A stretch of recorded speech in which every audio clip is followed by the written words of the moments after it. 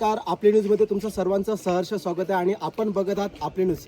आज आपण आलो आहोत वरोर या ठिकाणी, कारण की आपल्याला पाहायला मिळतं या व्हिडिओच्या माध्यमाने आपण बघू शकतात की ग्रीनफील्ड महामार्गाचा प्रश्न पुन्हा एकदा ऐरणीवर येऊन संतप्त ग्रामस्थांमध्ये तीव्र अशी नाराजी झालेली आहे. कारण की या ठिकाणी काही शेतकऱ्यांचं मालकीचं असं काही म्हणणं आहे की आमच्या शेतामध्ये बागायती काम करण्यासाठी आम्हाला बोरवेलची गाडी येण्यासाठी आम्ही हा मार्ग खुला केलेला आहे.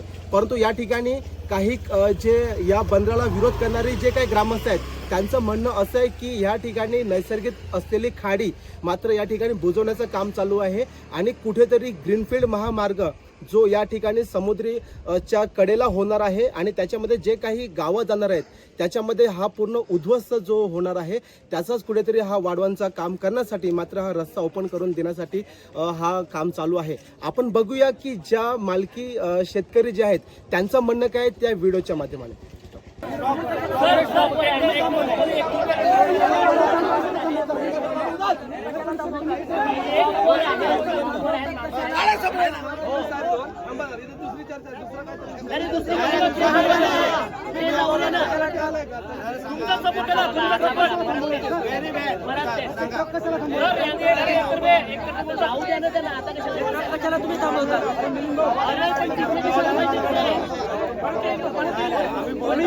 थोडा ना पण काय अडचण आहे का तुम्हाला?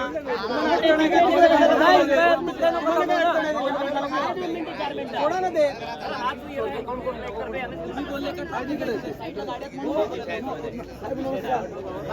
काम चालू रिव्हॉल्वर तलवार कुठे येतात असं जर प्रसंग आला ना सोडणार घरात जाऊन मारू आम्ही.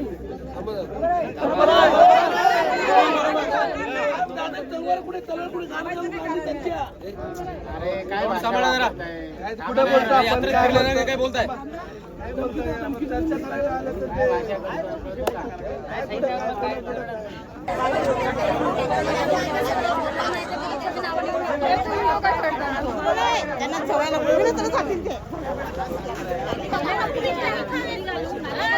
बाबूराव चौधरी बोला. आमच्या प्रायव्हेट लँड मालकी जमीन विषय काय तुमचा? आमच्या जमिनीमध्ये आम्हाला भराव करायचा आहे. त्याच्याकरता आम्ही शासनाची परमिशन घेऊन रॉयल्टी काढून कायदेशीर जेवढ्या प्रोसिजर आहेत त्या केलेल्या आहेत. त्यानंतर आम्ही आमच्या जमिनीत भराव करत असताना काही जमाव आम्हाला त्रास देत होते.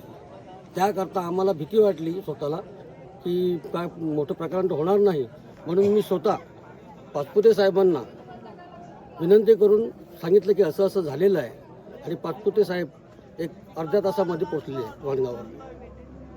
त्यानंतर जो प्रसंग झाला तिकडे पाचपुते साहेबांनी सर्व मॅनेज केलं, काय असेल ते गावकऱ्यांना आम्हाला एका साईडला बसवलं. अशा किती शेतकरी आहेत? अशा आम्ही जवळजवळ 7-8 शेतकरी आहेत जमीनमध्ये. या ना, निनाद मोरेश्वर चौधरी, अरुण जनार्दन चौधरी. तुमच्या शेतीमध्ये सध्या आता काय काम चालू आहे? सध्या आता लागवड करण्यासाठी बोरवेलची गाडी घ्यायची. ओके. या रोडवरून जाऊ नाही शकत, प्रोसेस नाही होत. म्हणजे तो आता जो ज्या ठिकाणी रस्ता क्लिअर केलाय तो बोरवेलची गाडी जाण्यासाठी केलेला आहे रस्ता, अरुंद रस्ता. ओके. म्हणजे त्याच्यामध्ये एकूण किती जमिनी केलेल्या आहेत, किती मालकांच्या जमिनी केलेल्या आहेत? ठीक आहे. आहेत ना, जेवढे बोलले तेवढेच 8-10 मनीष भंडारी घ्या, मनीष दामोदर भंडारी. मग ग्रामस्थांचं म्हणणं काय इकडे? ग्रामस्थांचं म्हणणं आहे त्यांनी साहेबांना सांगा, आमचं काय देणं घेणं, ग्रामस्थांचं आमचं काही देणं घेणं नाही. ग्रामस्थांचं म्हणणं आहे की वाढवण बंदराचा विषय, वाढवण बंदराचा आणि या विषयाशी काही संबंध नाही. ही आमची प्रायव्हेट लँड आहे आणि आमच्या प्रायव्हेट लँडमध्ये आम्ही करतोय. सुनील मेहर कुठे बोला, सुनील बोला बोला. नाही त्याला पण बोलवतो, तो शेतकरी आहे ना. तो बोला सर. सुनील जगन्नाथ मेहर. काय म्हणणं आहे तुमचं? भरून टाकायला घेतलं, भराव टाकायला घेतलेला ते यांचं हे सर्व आले गावकरी. तुमची मालकी जमीन आहे? हो. सर्वे नंबर काय? 31-3. म्हणजे तुम्ही इथे शेत कामासाठी काम चालू केलं? हां. ठीक आहे. आताच आपण पाहिलं की ज्या ठिकाणी जे मालकी शेतकरी आहेत त्यांचं म्हणणं सुद्धा आपण या ठिकाणी ऐकून घेतलेलं आहे, परंतु या ठिकाणी ज्यांचा ह्या पूर्ण रस्त्याला ग्रीनफील्ड महामार्गाला ज्यांचा विरोध आहे त्या ग्रामस्थांनी सुद्धा आपली तीव्र नाराजी या ठिकाणी व्यक्त केलेली आहे. बघूया या व्हिडिओच्या माध्यमाने. आमच्या गावातल्या काही लोकांना ह्या लोकांनी आमिष देऊन 600 रुपये रोज रेट देऊन 18,000 सॅलरी देऊ आणि प्लस 60+ ओल्ड मॅन आहेत त्यांना पण बोलतात PF आम्ही तुम्हाला सोय करून देऊ आणि असे काय ना काय आमिष देऊन त्यांना त्यांचा विचारभंग केलेला आहे आणि त्यांना त्यांच्यामध्ये सामील केलेलं आहे आणि त्यांना दारूच्या बाटल्या सगळं हे पुरवतात हे लोक आणि जबरदस्तीने यांना काम करायला लावले. जबरदस्ती नाही, ते आमच्यात फुटूनच गेलेले आहेत, ते आमच्यात फूट पडण्याचा प्रयत्न करत आहेत आणि काय काय हत्यारं सुद्धा ह्यांनी लपवून ठेवलेले आहेत तिथे जागेमध्ये. तर आमचा एवढा विरोध असताना सुद्धा सरकार सुद्धा आमची हेल्प करत नाही मग. तर आमचा एकच हेतू आहे की आम्हाला हेल्प करा आणि आम्ही हे बंदर कधीच होऊ देणार नाही. एकच जिद्द वाढवून बंदर. बोला सर. शासनाने पोलिसांच्या जोरावर जोर जबरदस्तीने काम चालू करायला लावलेलं आहे वाढवण बंदराचं. हा वाढवण बंदराचा हिस्सा आहे. सदर इकडे मागच्या वेळी जेव्हा भूमी ह्याच्यासाठी सॉईल टेस्टिंगसाठी जेव्हा आलेले तेव्हा SP साहेब स्वतः आलेले. त्यांनी सांगितलेलं की आम्ही कोणत्याही स्वरूपाचं इकडे काम करून देणार नाही. ज्या जमिनीवर हस्तांतरणात बंदी त्या सातबाऱ्यावर हे काम चालू केलेलं आहे. आम्ही भूसंपादन अधिकारी महेश सागर यांच्याकडे रिसर अर्ज केलेला आहे, तसे कलेक्टर मॅडम यांच्याकडे अर्ज केलेला आहे, SP ने अर्ज केलेला आहे, कांदळवन विभागाला अर्ज केलेला आहे. सदर कोणीही प्रशासनाने दखल घेतली नाही. पूर्णपणे प्रशासन हे वाढवण बंदराच्या बाजूने काम करण्यासाठी आणि रेटून नेण्याचं काम करत आहे. अद्याप परत आम्ही ज्यावेळी भूसंपादन अधिकाऱ्यांना विचारलं की सदर आमच्या ह्याच्यावर शिक्का पडलेला आहे, आम्ही काम करू शकू का, ते बोलले नाही. मग आम्ही त्यांना विचारलं मी आता कसं काम चालू आहे, तर आम्ही बोलले मी त्याची दखल घेऊ, पण त्याची दखल अद्यापर्यंत कोणत्याही प्रशासनाने घेतलेली नाही आहे. कांदळवन तोडल्यानंतर सदर मनुष्यवधाचा गुन्हा दाखल होतो. इकडे 22 कांदळवनाची झाडं तोडलेली आहेत, तरीही अद्याप कोणतीही कारवाई केली नाही. सदर ही जमीन ज्या भाडेतत्वाला दिलेली आहे त्या भाडेतत्वावर सरकार कारवाई करणार का? कारण पहिला प्रश्न आहे की हस्तांतरण बंदी असताना की अशी भूमी परत जमीन का म्हणून भाडेतत्व कशी देऊ शकतात? आणि हा जो नैसर्गिक नाला आहे तो पूर्ण बुजवलेला आहे, त्याच्यातली झाडं तोडलेली आहेत सरळ, म्हणजे एकतर्फे पूर्णपणे मनमानी कारभार चालू आहे. इकडे आमच्या पिण्याच्या पाण्याची लाईन जाते ती तोडण्यात आली, त्याच्यावर मुरुम टाकण्यात आलेला आहे. त्याच्यामुळे सरकार हे फक्त मनमानी आणि पोलिसांना पुढे करून काम रेटण्याचं काम करते. सरकार दाखवण्याचा प्रयत्न करते की वाढवण बंदराचं काम चालू झालं, प्रत्यक्षात तसं काही नाही झालेलं आहे. कारण माननीय मुख्यमंत्री सतत बोलत असतात की काम चालू झालं, पण प्रत्यक्षात इकडे एकही दगड पडलेला नाही आहे. ते भूल थापा आणि रोजगाराच्या बाता मारत आहेत. JNPTने ज्याही रोजगाराच्या कौशल्य विकासचं दिलं, जे केंद्र सरकारची योजना आहे कौशल्य विकास, ती फक्त इकडे राबवण्याचा प्रयत्न करते आणि त्याचा आमच्या स्थानिक लोकांनी कोणताही फायदा घेतला नाही. आमचे स्थानिक हे सदन आहेत, धार्मिकीवर सुखी आहेत आणि आमचा हा निसर्गरम्य आहे, ह्याच्यामध्ये आम्ही सुखी आहोत.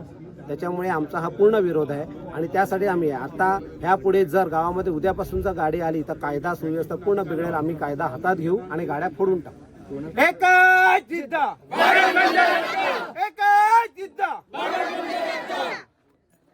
सदर ज्या ठिकाणी काम चालू आहे जमिनीचं भूसंपादनाचं, परंतु त्या मालकांना काही प्रश्न केले असता ते मालकांचं असं म्हणणं आहे की त्या ठिकाणी आम्हाला शेताच्या कामासाठी बागायती कामासाठी आम्ही तो रस्ता अरुंद केलेला आहे आणि त्या शेतासाठी लागणारा बोरिंगचं पाणी तर ती गाडी ह्या रस्त्याने येऊ शकत नाही, म्हणून तो त्या ठिकाणी रस्ता खुळा केलेला असं त्यांचं म्हणणं आहे. त्याबद्दल तुमचं मत काय? पूर्णपणे खोटं आहे.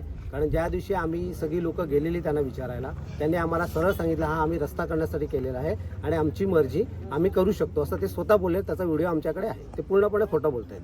त्याच्यामध्ये अजून एक मुद्दा आहे. आता थोड्या वेळापूर्वी त्याच शेतकऱ्यांनी असंही स्टेटमेंट दिलं की ह्या रस्त्यावरती आम्ही ब्रिज बांधणार आहोत पुढे जाऊन आणि तो वाढवण बंदराला जाण्यासाठी जो ब्रिज असणार आहे त्याच्यासाठी असणार आहे. त्याच्यामुळे हे स्पष्ट होतं आहे की हे काम फक्त वाढवण बंदराच्या अनुषंगानंच ते लोक करण्याचा प्रयत्न करत आहेत. फक्त हे आता जे माती टाकण्याचं किंवा भराव टाकण्याचं काम आहे हे लोकांना शांत ठेवण्यासाठी किंवा ते लोकांना गैरसमज निर्माण होऊ नयेत डायव्हर्ट करण्यासाठी म्हणून आम्ही शेतीचं काम करतोय. म्हणून शेतीमध्ये कोणी मुरुमाचा भराव टाकत नाही. शेती करायची असेल तर मुरुमाचा भराव कोणीच टाकत नाही, ही वस्तुस्थिती आहे. आणि त्यामुळे हे लोकांना दुसऱ्या मार्गाला डायव्हर्ट करण्यासाठी म्हणून अशा प्रकारचे प्रचार केले जातात. मग तुमचं या ठिकाणी स्टेक आहे आता, तुमचं म्हणणं काय? मुळात आहे ना, हे जे सातबार आहेत ते मुळात शेतीच करत नव्हते पहिली गोष्ट म्हणजे. आणि पहिली गोष्ट म्हणजे जर त्यांना शेती करायची ती मुळात जमीन चांगली आहे, त्याच्यामध्ये मुरुम भराचा प्रश्नच येत नाही आहे. आणि पहिली गोष्ट की आम्हाला आम्ही कायदा मानणारी लोक आहोत.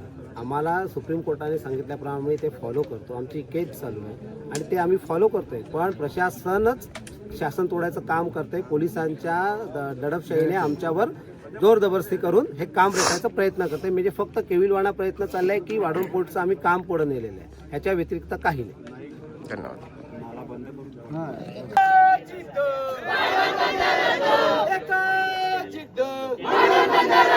रद्द करा रद्द करा रद्द करा रद्द करा जमीन आमच्या हक्काची समुद्र आमच्या हक्काचा सरकार हमसे डरती है सरकार हमसे डरती है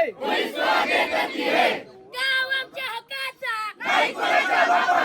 गाव आमच्या हक्काचा एकच जिद्द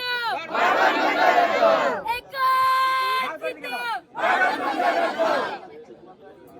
काटेंगे भाई काटेंगे मछली जैसे काटेंगे काटेंगे भाई काटेंगे मछली जैसे काटेंगे छीलेंगे भाई छीलेंगे मछली जैसे छीलेंगे छीलेंगे भाई छीलेंगे मछली जैसे छीलेंगे या सरकारचं करायचं काय खाली डोकं वरती पाय या सरकारचं करायचं काय खाली डोकं वरती पाय सरकार हमसे डरती है पुलिस को आगे करती है सरकार हमसे डरती है पुलिस को आगे करती है ग्रामस्थांना या ठिकाणी योग्य तो न्याय मिळेल का?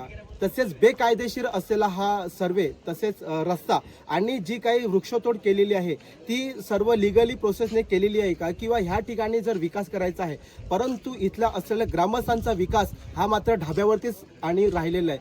इथले असलेले लहान मुलं बालकं ज्यांची वर्षानुवर्ष या ठिकाणी रहदारी आहे त्या मात्र ग्रामस्थांचा कुठेही हा प्रशासन विचार करताना आपल्याला दिसत नाहीये. याचा संपूर्ण पाठपुरावा आपण घेऊया आपले न्यूजच्या माध्यमाने. धन्यवाद. आपण बघत चला आपले न्यूज.